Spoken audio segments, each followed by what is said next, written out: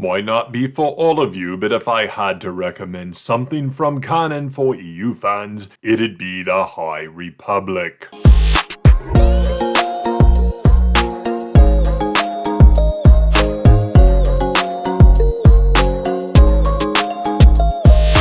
We had this Gabriel account out there asking people, do you like the term legends? And of course, you get the typical fence riders chiming in, the full-blown shills chiming in.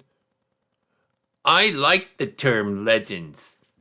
The thing to remember here, guys, is that legends and expanded universe are not mutually exclusive. Everyone makes that assumption. But let's go back here to the 4/25/14 announcement. The infamous announcement made on that date. And what does it say? Demand for past tales of the expanded universe. We'll keep them in print, presented under the new Legends banner. The only other mention of Legends in that announcement is in the image shown here of Heir to the Empire with the new gold banner. So to them, to Disney Lucasfilm, Legends encompasses the expanded universe, but it also encompasses other things. Anything they do not consider canon, they throw the Legends banner on. Here's an example. Star Wars tales from the pre-Disney era. Most of those stories, usually 5 or 6 to a quarterly comic, were not canon. But here they are with the Legends banner. What about Infinities itself? Where they got the name from?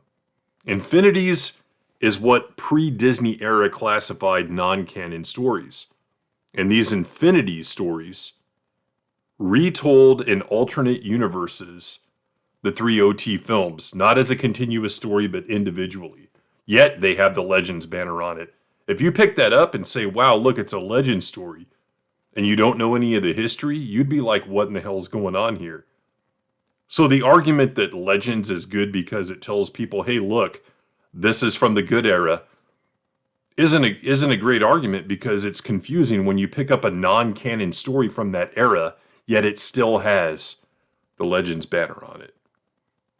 Plus, it's a sign of disrespect, as we have said for years. There was no expanded universe logo because it was all one continuity. It is all one continuity to us long-term real fans. So don't equate Legends with expanded universe. Let's go back to Gabriel. The High Republic post did well. Saw you guys interested in my thoughts on canon content too. I'm an EU guy unashamedly, but I love the modern publishing for Star Wars. Another person hopping on the train, the engagement farmer. These people think if they ride the fence and they like Disney era and pre-Disney era that they can get more engagement. But I think it goes beyond that because he's exposed himself as an antinomian, a term I established 4.5 years ago in my canon documentary, which you guys need to see, 45 minutes long, chock full of Star Wars, Star Trek comics, and everything else. Sherlock Holmes, Lord of the Rings. You've got to see it. I've got to do a remaster of it at some point. Here's where it starts with Beth. Let's see what she says. It's weird when you use legends as a basis for your facts, characterization, and basic for headcanons for a character, and then someone comes in being like, that's not true, that's not canon. Well, it may not be canon anymore, but Lucasfilm signed off on it at one point in time. And then we have Gabriel swooping in with this little post. Since so many of you love arguing about canon on my page, and I've taken part too, read my big Instagram post about canonicity in Star Wars. Anyone who doesn't have standards when it comes to canon is reading fan fiction at the end of the day. If there are no standards for what a universe's canon is, then that universe doesn't mean anything. If characters are not consistent, if storylines are not consistent, if the universe itself is not consistent, then it means nothing. Oh, I want a different take on this character. Oh, yeah, you mean you want to turn that character gay? Why not? It doesn't matter, right? Doesn't matter because canon versus non-canon doesn't matter. There are no standards. You could do anything you want with these characters, with these settings, if there's no expectation of a canon, of a real canon. And that's who these people are.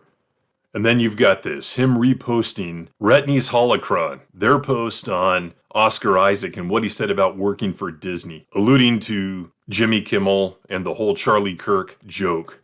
Let me tell you something.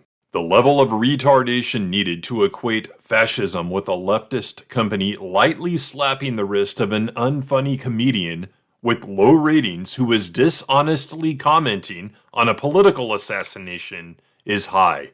Oscar Isaac is there, though. He's at that level. And so is Gabriel. Gabriel's another fraud, another engagement farmer who has no standards and doesn't really love Star Wars. Stick to the real content creators who cherish and preserve the expanded universe and real Star Wars pre-2014.